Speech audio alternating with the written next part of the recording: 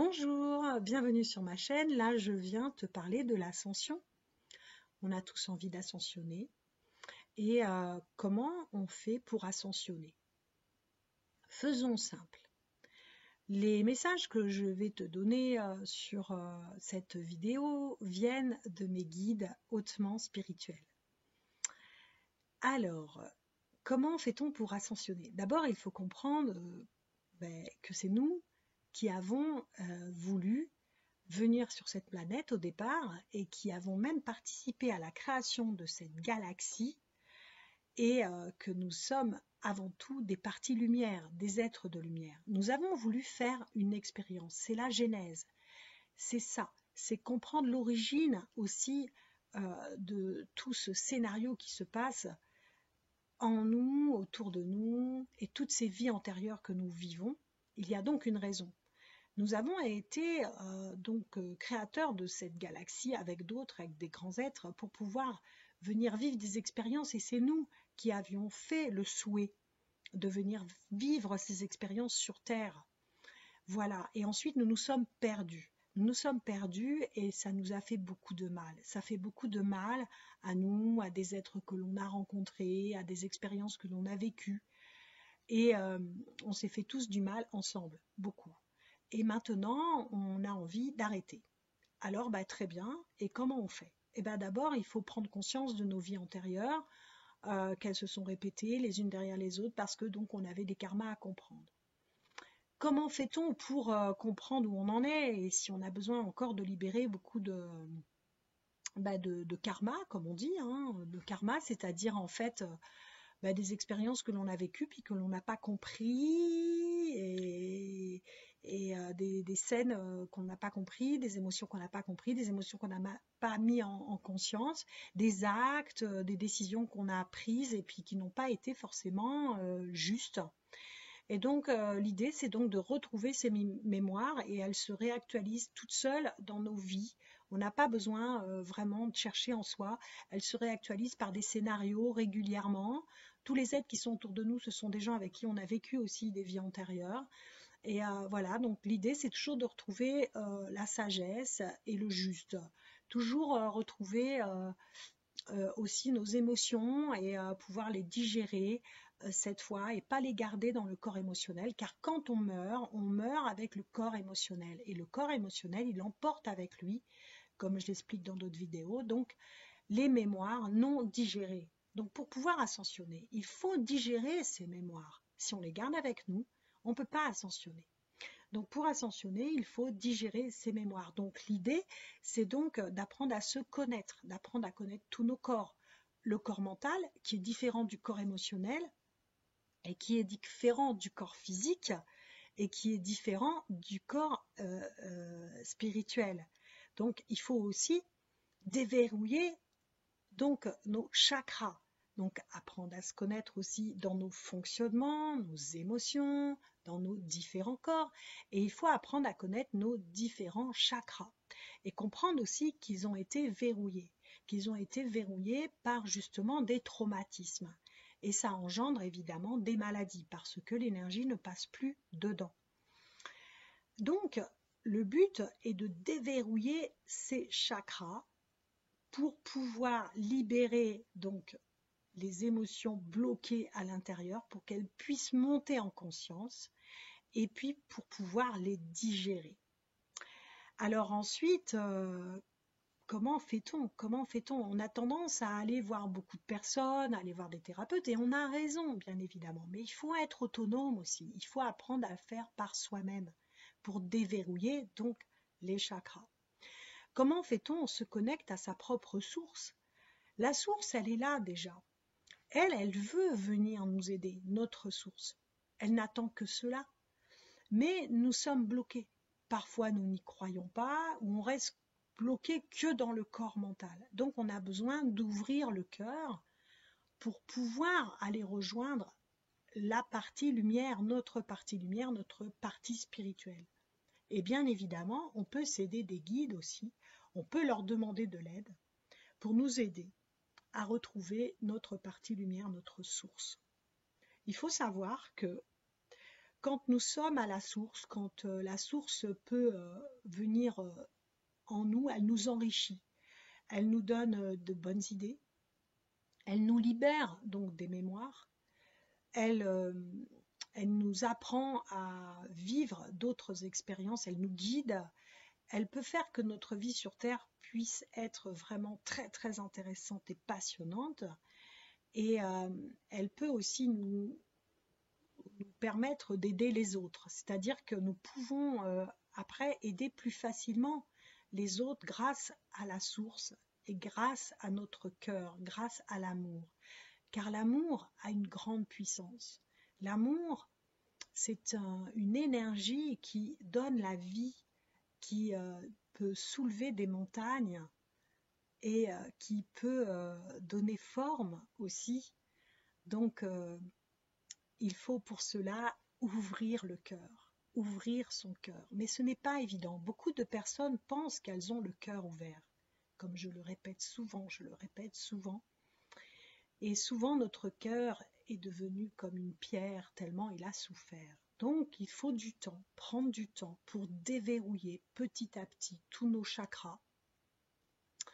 Et moi, je vous conseille de pratiquer chaque jour. Donc, ça demande un engagement.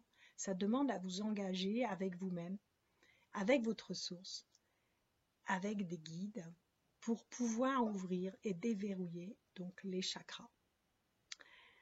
Donc, c'est d'aller vers une autonomie. C'est ça que moi, je vous conseille de faire.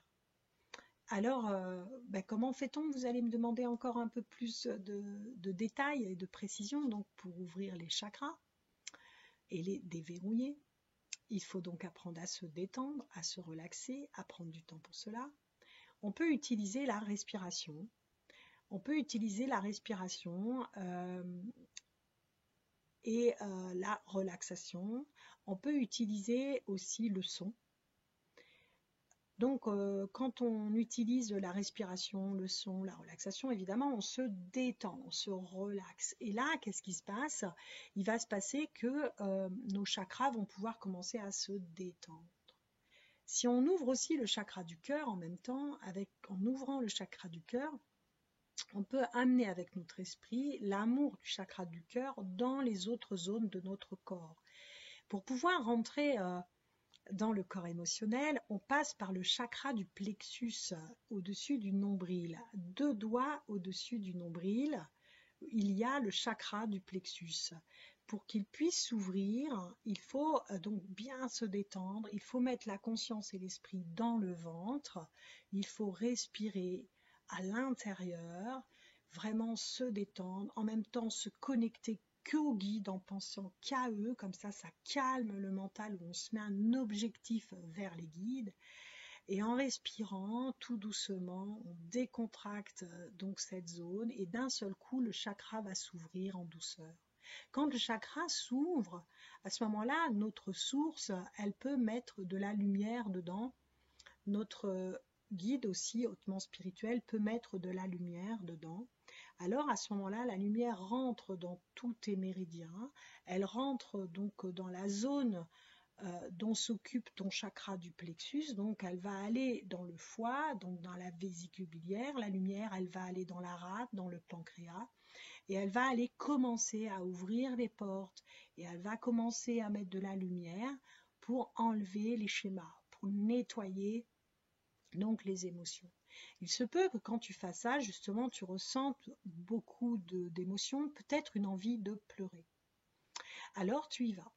Tu rentres dans l'émotion et tu ne sais pas de quoi il s'agit, mais tu libères, tu libères. Et là, tu pleures. Tu as le droit. C'est un des moyens les plus simples pour libérer le corps émotionnel des émotions. Mais si tu n'y arrives pas, alors tu vas sentir qu'il se passe peut-être quelque chose dans ta nuit après, tu vas avoir des rêves. Donc à ce moment-là, tu regardes tes rêves et tu essayes de les comprendre et de les décrypter. L'émotion a choisi par exemple le passage du rêve, mais c'est bien, ça va passer par le rêve où tu vas vivre ton émotion par le rêve. Et à ce moment-là, tu vas mettre en conscience un principe que tu n'as pas bien digéré dans d'autres vies ou dans cette vie et que tu as oublié et que tu as occulté. Dans ces cas-là, qu'est-ce que tu fais? eh bien, tu comprends, tu mets en conscience, tu rentres dans le sentiment. Ou peut-être tu te souviens, mais tu regardes aussi dans l'ensemble des façons de vivre qu'ont les gens. Tu le vois et tu te dis, mais est-ce que j'ai envie de vivre comme ça? Est-ce que c'est juste de vivre comme ça? Et si tu mets la sagesse, tu dis non, ce n'est pas juste de vivre comme ça. Et tu commences à mettre de la sagesse et de la lumière, donc dans des schémas. À ce moment-là, qu'est-ce qui va se passer? C'est que tu vas quitter ton être qui est attaché à des égrégores, à des formes pensées, va commencer à se libérer de certains liens. Il va se libérer de liens avec qui il était, avec des égrégores avec lesquels il était attaché sans s'en rendre compte et qui polluaient son esprit, son âme et ses cellules. Donc, au fur et à mesure, c'est comme ça qu'on évolue, c'est comme ça qu'on change, en coupant les liens, et ainsi, on commence à ascensionner, c'est-à-dire on commence à être plus en conscience, et on commence à monter dans l'énergie du cœur et l'énergie de la sagesse. Après cela, il est important donc aussi de suivre ses intuitions, d'aller vers cette autonomie dont je parlais tout à l'heure et de suivre son intuition, c'est-à-dire d'écouter aussi ses désirs, de se libérer et de se permettre de vivre certaines choses, d'avoir des rêves et d'aller dans ces rêves, de se permettre de se dire, voilà, moi ce que j'ai envie, c'est d'être en pleine forme, en pleine santé, donc je visualise ça, je mets dans le futur avec mon troisième œil des nouvelles réalités pour moi, mais pour la Terre aussi, pour l'humanité, pour les gens qui sont juste autour de moi, par exemple. Donc à ce moment-là, je me branche sur un autre plan. À ce moment-là, je me branche sur un plan supérieur, je me branche sur un plan plus fin, sur un plan plus beau, et qui est de la vibration de la 5D, par exemple. Donc voilà, donc petit à petit, j'arrive comme ça, en faisant tout ce travail sur moi, j'arrive petit à petit donc à ouvrir le troisième œil pour envoyer dans le futur des nouvelles idées qui sont justes, sages, reliées à l'amour universel et parce que j'ai activé mon imagination, j'ai retrouvé le cœur, j'ai retrouvé des idées et je libère mes énergies, je déverrouille les énergies, donc je peux retrouver une belle santé, je peux retrouver une belle énergie. Et quand on se connecte à la source naturellement, elle régénère toutes tes cellules. Quand on se connecte à elle, elle peut aller dans un autre sens que la vieillesse, que la maladie, que la souffrance. Elle peut t'amener vers la gaieté, la joie. Bon, voilà, c'est tout un chemin, l'ascension, mais c'est cela. Et en fait, il faut apprendre à se servir de notre esprit, de notre intelligence. Il faut se servir de notre cerveau pour ascensionner. Et un jour, pour finir, je vais te dire et te raconter une histoire. Un homme qui était venu faire une canalisation avec moi à mon cabinet, euh,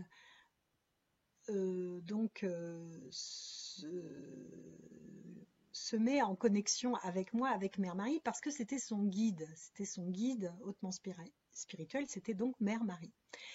Et Mère Marie lui raconte qu'il avait été avec elle donc sur Terre et qu'il l'avait suivi. Donc cet homme était vraiment heureux et c'est un monsieur qui est très très spirituel. Et alors vous allez voir la leçon, c'est intéressant. Et là il lui dit mais Mère Marie, si toi t'as ascensionné, pourquoi moi je suis pas venue avec toi? Et elle lui dit, à ce moment-là elle répond, donc par mon intermédiaire, je canalise Marie à ce moment-là et elle répond, eh bien moi j'ai réussi à dompter mon ego. Et c'est tout. Elle n'en a pas dit plus. Mais donc, on a compris tous les deux ben, qu'on n'avait pas réussi à dompter nos égos. Et que si on est là, dans la 3D, et que parfois on vit certaines souffrances, eh bien, c'est qu'on n'a pas réussi encore à dompter nos égos. Et comment fait-on pour dompter nos égos? Eh bien, déjà, il faut les voir. Et c'est là qu'on apprend à se connaître. Il faut d'abord passer par cette phase. Apprends à te connaître, apprends à être autonome, à regarder ton ego, à te remettre en question, à remettre beaucoup de choses en question. Et tes fonctionnements, tes façons de penser, tes façons de vivre. Et regarde jusqu'où tu vas avec ton ego, pour qui on se prend parfois. Faisons attention. Revenons dans notre cœur. On peut tous se laisser avoir et ça fait partie du jeu. C'est comme ça. Mais allons-y. Faisons des efforts. Je vous propose vraiment de vous engager à apprendre à vous connaître et à devenir le maître de tous vos corps. Voilà, on travaille ensemble et on va y arriver.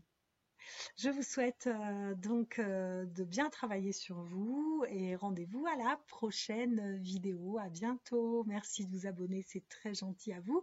Et puis de me suivre, ça me fait plaisir. Et merci de vos retours. Bye bye.